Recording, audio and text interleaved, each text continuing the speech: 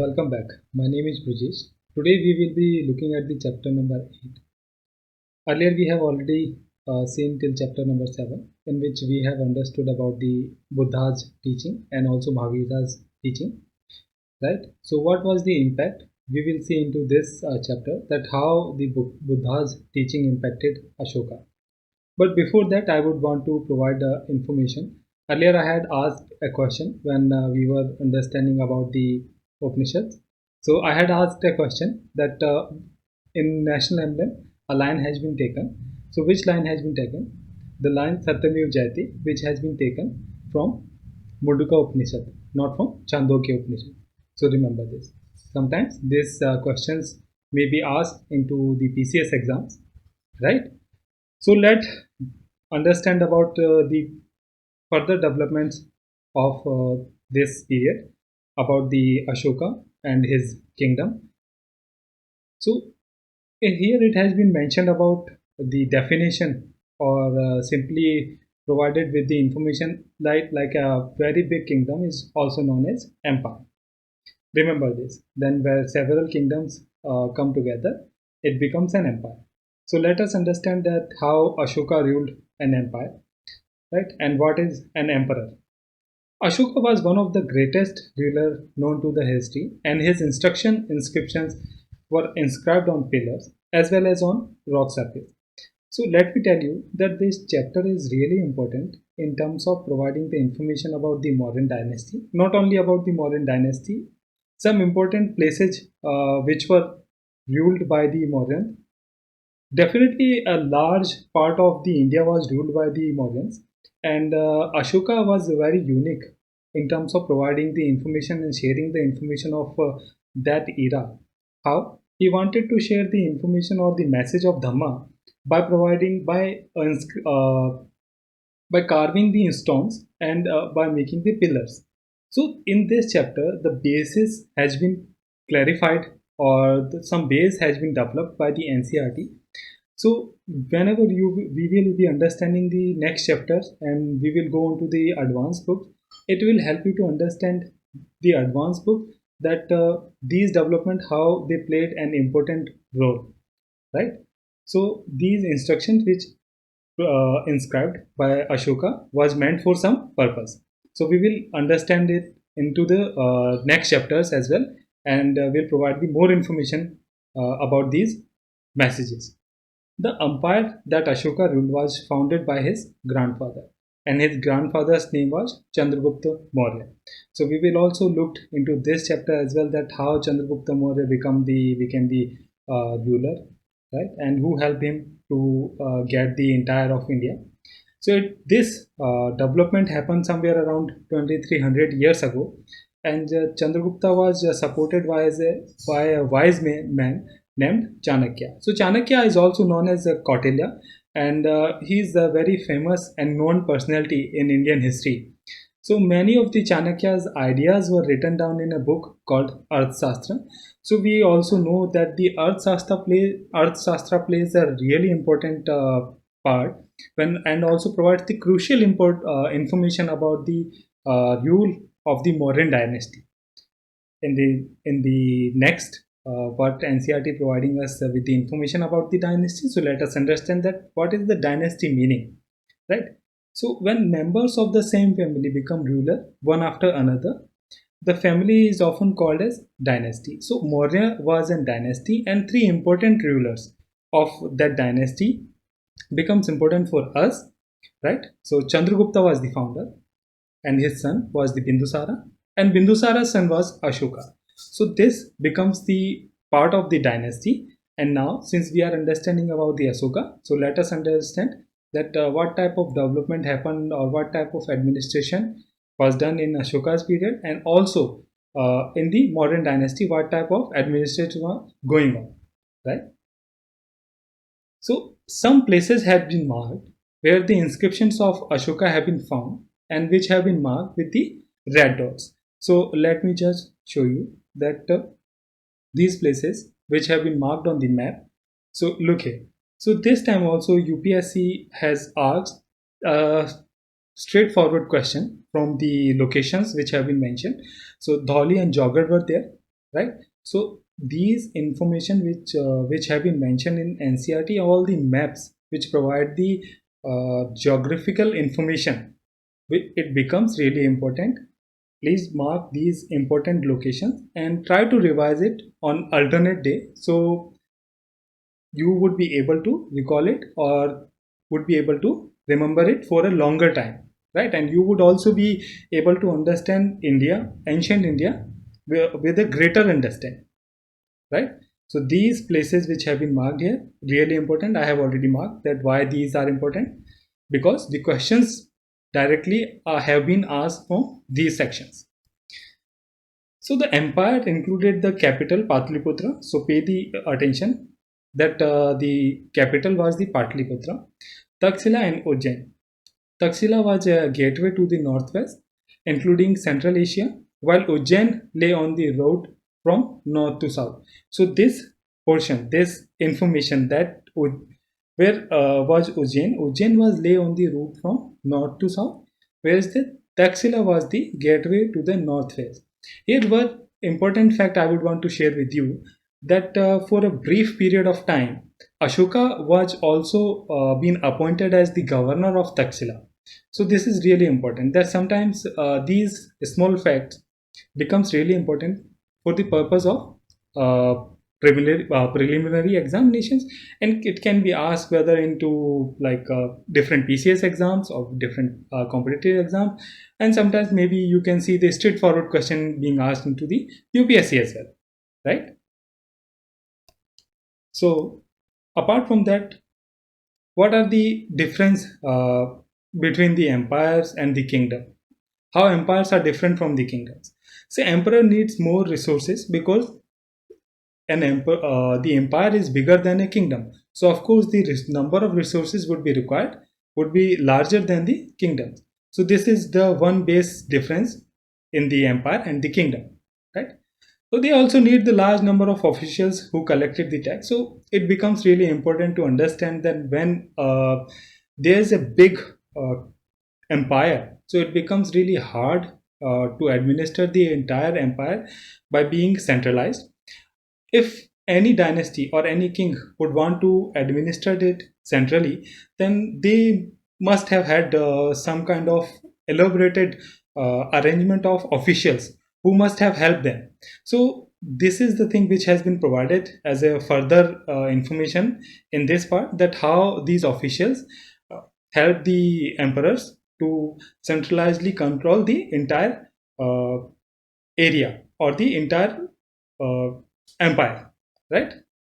So how the ruling empire were working? The area around it, the Patliputra, was under the direct control of the emperor, and officials were appointed to collect taxes. So we have already seen that how taxes played an important role for the development or for the maintenance of the entire uh, empire or entire kingdom, right?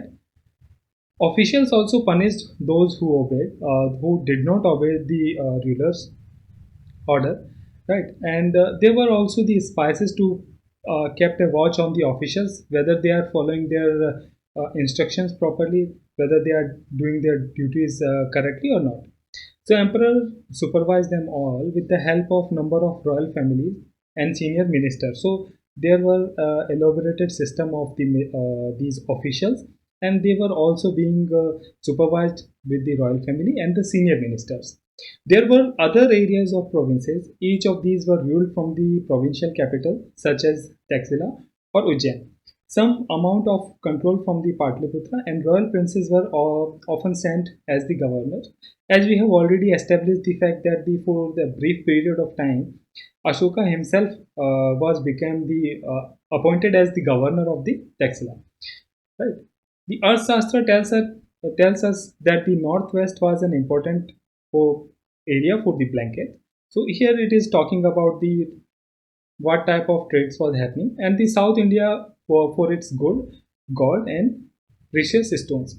So these places becomes important from where the resources are being imported, or the important places from where resources have been transported, right? So northwest was famous for blankets, and South India was famous for the gold and precious stones. So what is tribute? Let us understand about the tributes as well. Unlike the taxes, which were collected on a regular basis, tribute was collected as and when it was possible from the people who gave a variety of things more or less willingly. So here it is telling us that the people used to give it to the king more or less willingly. It means they had to pay it, whether they would want to pay it or whether they do not want to pay it, but they had to pay the taxes. So we have also seen to the previous chapters that how hunter and gatherers and the different people had been taxed, right, and the traders also being taxed. So the tax used to play an important role for the developments of the not only the areas, but also it used to provide the lavish life to the kings, right. The emperor and the capital city, though I have marked few important things in this particular paragraph, that whatever the portion is important I have clearly marked it, so just need to read it, not all this complete paragraph.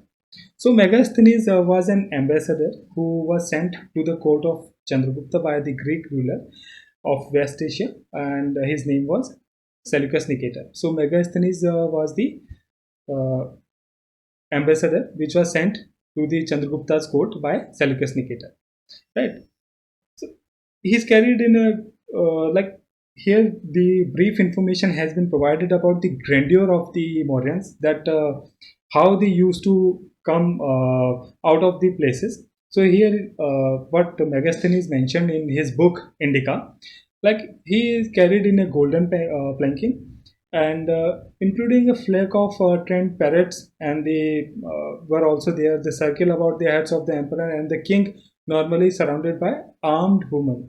So the concept of not only the men guards were there, but even though women were also used to provide the some type of security to the king, right. And he has a special servant to taste the food, because there were continuous threat to the life of the king, right, because there were continuous struggle for the position of being king or for the areas, right. So he there was continuous threat, that's why people have been appointed to taste the food. So, and he also never used to sleep in the same bedroom for 2 nights, right. So we have already established the fact that why he used to do all these things to protect his life, right. About the Patliputra, it was a large and beautiful city. He has mentioned about the Patliputra as well. It is surrounded by massive walls, and it had somewhere around 570 towers and 64 gates. So we can understand that it was a very huge kind of a mansion, right, for the king where he used to live. So we can understand the grandeur of the Mauryans, that what type of life they used to live in that time, and they were fabulously rich. The house of 2 or 3 stories were there, and they were also made using wood and mud bricks. The king's place is also was made using wood, and was also decorated with the stone carving. So this was about some provided some information about the how the king used to live, and what type of we can say that the art, the architectures were there. So now let us talk about the Ashoka. He has been given the tag of a unique ruler. So let us understand that why he was a unique ruler.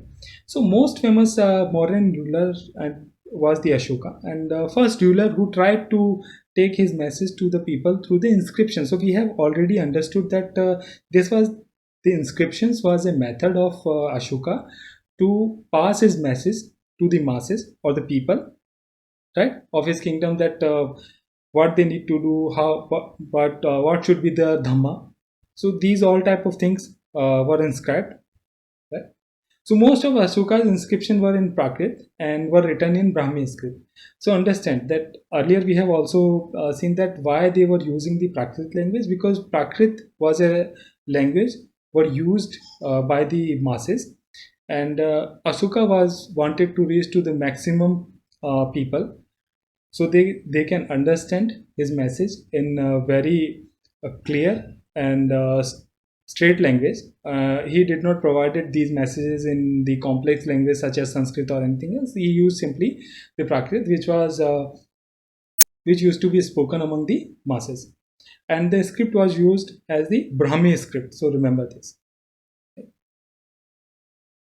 So here, this paragraph provides the information about the Ashoka's war and the impact, which which had which had a great impact on Ashoka's life, and how he changed after that.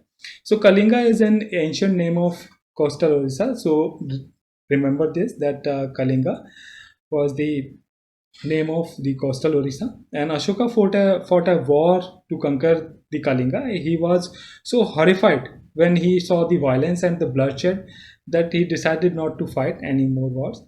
And he is like the only king in the history of the world who gave up the conquest after winning a war.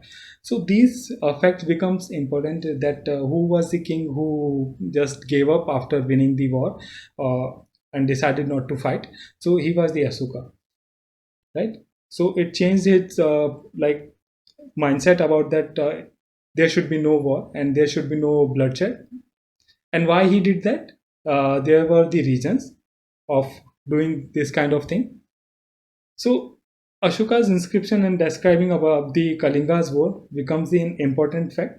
So I have also marked the important lines which you just need to understand. Not the entire passage is important for us. So 8 years after becoming the king, these have been written in the first person form. So just let us understand that what it tells in a simple language, that as per the Ashoka, that after becoming the king, after the 8 years of that, he conquered the Kalinga, right? And decided to observe the Dhamma, because we have seen that the bloodshed, by looking at the bloodshed and the violence, he decided to not to fight any war, and he decided to follow the Dhamma. So here we will see that how Buddha's teaching also impacted Ashoka, and he started preaching his own Dhamma, right? After being impressed by the teaching of Buddha. So winning the people, what Dhamma means was, he believed winning the people over through Dhamma is much better than the conquering them through the force, right? And he wanted his son and the grandsons to be follow the same methods and not to fight any war. He also said that they should try to think about how to spread Dhamma, but not to fight, right? So let us understand that what is the meaning of Dhamma. Dhamma is a Prakritic word for the Sanskrit term Dharma, right? So Dharma in Prakrit language used to called as Dhamma. So here in detail, it has been provided about the what was the Ashoka's Dhamma. Ashoka's Dhamma did not involve worship of God, and he also felt that just as a father tries to teach his children, he had a duty to instruct his subject. So he was not presenting himself as a god, rather than he considered himself as a father, and his subject he treated as children, and he wanted to just pass this message. And he thought that it is his duty to instruct his subject about the dharma or dhamma. He was also inspired by the teaching of Buddha, which the fact we have already established. So Ashoka felt it that it was his duty to solve all the problems, because the people were fighting there in his kingdom, right? And different type of pain were there. So he thought that it is his duty to solve the problem. And now this becomes important fact, that he appointed the officials known as Dhamma Mahamattas, who went from places to places teaching people about Dhamma. So please remember this, because earlier also this question has been asked, right? So who were the Dhamma Mahamattas and what was their job and who appointed them? So these three questions can be asked, right? Sure, Asuka got his message inscribed on the rocks and pillars, instructing his official to read his message to those who could not read it themselves. So he also facilitated, or he understood that if a person is not literate, then how he would be able to understand his message. So he clearly instructed his officials that you also need to read out these messages loud and clear, so people would be able to understand what their king is trying to tell them, right? Ashoka also sent a messenger to expand the idea about the Dhamma to the other lands as well. And these places were the Syria, Egypt, Greece, and the Sri Lanka. Please remember these places because straightforward question can be asked in prelims that which were the places where he sent the messenger, Ashoka sent the messenger to spread the Dhamma. These are the places such as Syria, Egypt, Greece, and Sri Lanka, right? So here we see a bull image. We see a bull image. So this is the Rampurva bull. This was the part of Mauryan pillar and found in Rampurva, which is in Bihar, and now has been placed in Rashtrapati Bhavan. So this beautiful piece or the art and architecture of that time, right? So remember this, that what is the name of this and where it has been found. The name is Rampurva bull and it has been found in Bihar. So he built, Ashoka not only did this, not only passed his message of Dhamma, but also built roads, dug wells, and built rest houses. Besides, he arranged for medical treatment for both human beings and animals. So he clearly devoted his life for doing the work, right? Of according the Buddha's teaching. So he changed his life after the war of Kalinga. It was a complete change of heart for Ashoka. And what was the thought of Pandit Jawaharlal Nehru about the Ashoka? This is an important thing, in fact, for this chapter. So the first Prime Minister of India wrote, his edicts still speak to us in a language we can understand and we can still learn much from them. This becomes really important fact for the prelims because straightforward question can be asked by giving this paragraph or this phrase, right? Who spoke about whom? Our first Prime Minister, Jawaharlal Nehru, said about these lines for Ashoka, right? And now we understand that why Ashoka's lines or Ashoka's Dhamma becomes important for today's world as well. So below it has been mentioned about the Brahmi script, right? So how Brahmi script helped in the development of the Hindi language as well. So what was happening in the other part of the world apart from this? Somewhere around 2400 years ago, emperors in China began building the Great Wall, meant to protect the north frontier of the empire from pastoral people. So they also had the threat of getting attacked by the pastoral people, and war was made over the 2000 years because the frontier of the empire kept shifting, and the wall is about 6400 kilometers long and is made of stone and brick, and which is a rope long at the top. So there were the watchtowers as well, somewhere of the distance of 100 to 200 meters. So these were the developments which were happening along with the developments of Ashoka's kingdom, right? So in this chapter we have seen the about the Dhamma, about the dynasty, how Mauryans ruled a big portion of the India, right? So we have discussed a lot of facts which becomes really important for the examination, and a straightforward question not only have been asked but can be asked, and this was just a base. So try to revise these, right? And we have also seen the map. You go through all the locations, geographic locations, and try to remember them. Okay, so revise the facts, and I will see you into the next chapter when we will be covering the chapter number 9. Till then,